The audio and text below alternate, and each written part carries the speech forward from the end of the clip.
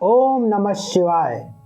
प्रिय साथियों, शिव महापुराण के पावन श्रवण के क्रम में रुद्र संहिता में आज भगवान विष्णु की नाभि से कमल का प्रादुर्भाव, स्वेच्छावश ब्रह्मा जी का उससे प्रकट होना, कमल नाल के उद्गम का पता लगाने में असमर्थ ब्रह्मा का तप करना, श्री हरि का उन्हें दर्शन देना, विवादग्रस्त ब्रह्मा विष्णु के बीच में अग्नि स्तंभ का प्रकट होना तथा उसके ओर छोर का पता न पाकर उन दोनों का उसे प्रणाम करना।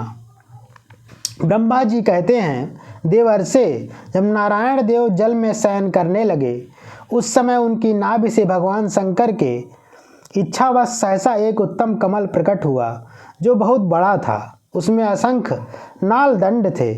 उसकी कांति कनेर के फूल के समान पीले रंग की थी तथा उसकी लंबाई और ऊंचाई भी अनंत योजन थी। वह कमल करोड़ों सूर्यों के समान प्रकाशित हो रहा था। सुंदर होने के साथ ही संपूर्ण तत्वों से युक्त था और अत्यंत अद्भुत, परम रमणीय, दर्शन के योग्य तथा सबसे उत्तम था। तत्पश्चात कल्याणकारी परमेश्वर सांब सदाशिव ने पूर्ववत प्रयत्न करके मुझे अपने दाहिने अंग से उत्पन्न किया। उन महेश्वर ने मुझे तुरंत ही अपनी माया से मोहित करके नारायण देव के नाभि कमल में डाल दिया और लीला पूर्वक मुझे वहां से प्रकट किया। इस प्रकार उस कमल से पुत्र के रूप में मुझ हिरण्यगर्भ का जन्म हुआ। मेरे 4 मुख हुए और शरीर की कांति लाल हुई। मेरे मस्तक त्रिपुंड की रेखा से अंकित थे। तात भगवान शिव की माया से मोहित होने के कारण मेरी ज्ञान शक्ति इतनी दुर्बल हो रही थी कि मैंने उस कमल के सिवा दूसरे किसी को अपने शरीर का जनक या पिता नहीं जाना। मैं कौन हूँ, कहाँ से आया हूँ, मेरा कार्य क्या है, मैं किसका पुत्र होकर उत्पन्न हुआ हूँ और किसने इस समय मेरा निर्माण किया है। इस प्रकार संशय में पड़े हुए मेरे मन में यह विचार उत्पन्न हुआ, मैं किस लिए मोह में पड़ा हुआ हूँ। जिसने मुझे उत्पन्न किया है उसका पता लगाना तो बहुत सरल है। इस कमल पुष्प का जो पत्र युक्त नाल है उसका उद्गम स्थान इस जल के भीतर नीचे की ओर है। जिसने मुझे उत्पन्न किया है वह पुरुष भी वही होगा, इसमें संशय नहीं है। ऐसा निश्चय करके मैंने अपने को कमल से नीचे उतारा। मुने, मैं उस कमल की एक एक नाल में गया और सैकड़ों वर्षों तक वहाँ भ्रमण करता रहा, किंतु कहीं भी उस कमल के उद्गम का उत्तम स्थान मुझे नहीं मिला।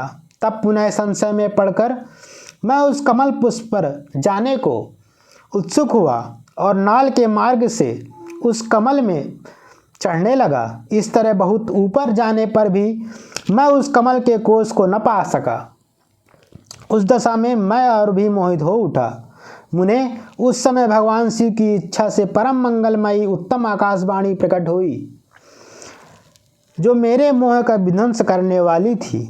उस वाणी ने कहा, तप अर्थात तपस्या करो। उस आकाशवाणी को सुनकर मैंने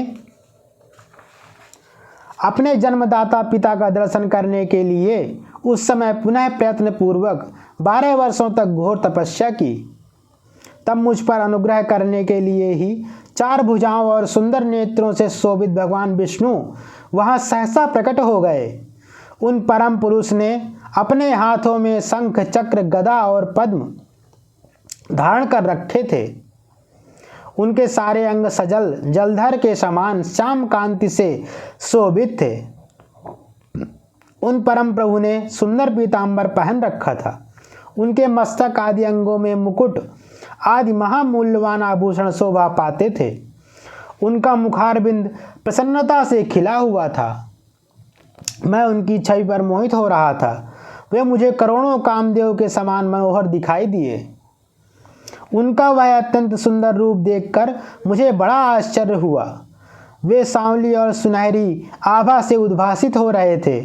उस समय उन सत्स्वरूप सर्वात्मा 4 भुजा धारण करने वाले महाबाहु नारायण देव को वहाँ उस रूप में अपने साथ देखकर मुझे बड़ा हर्ष हुआ। तदनंतर उन नारायण देव के साथ मेरी बातचीत आरंभ हुई। भगवान शिव की लीला से वहाँ हम दोनों में कुछ विवाद छिड़ गया। इसी समय हम लोगों के बीच में एक महान अग्नि स्तंभ अर्थात ज्योतिर्लिंग प्रकट हुआ।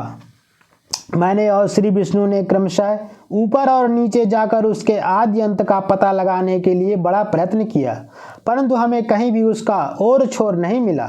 मैं थक कर ऊपर से नीचे लौट आया और भगवान विष्णु भी उसी तरह नीचे से ऊपर आकर मुझसे मिले। हम दोनों शिव की माया से मोहित थे। श्री हरि ने मेरे साथ आगे पीछे और अगल बगल से परमेश्वर शिव को प्रणाम किया।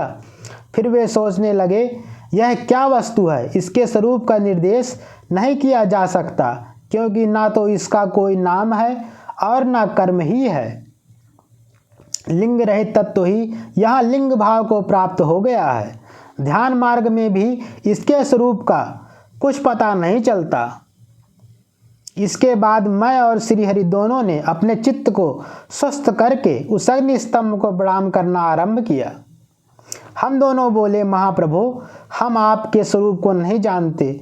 हम आप जो कोई भी ना क्यों ना हो, आपको हमारा नमस्कार है। महेशान, आप शीघ्र ही हमें अपने यथार्थ स्वरूप का दर्शन कराइए।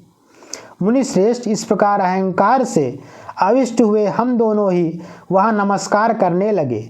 ऐसा करते हुए हमारे 100 वर्ष बीत गए। प्रिय साथियों, इस प्रकार रुद्र संहिता का यह अध्याय पूर्ण हुआ। शिव महापुराण से जुड़े रहने के लिए हमारे चैनल को सब्सक्राइब करें। ओम नमः शिवाय।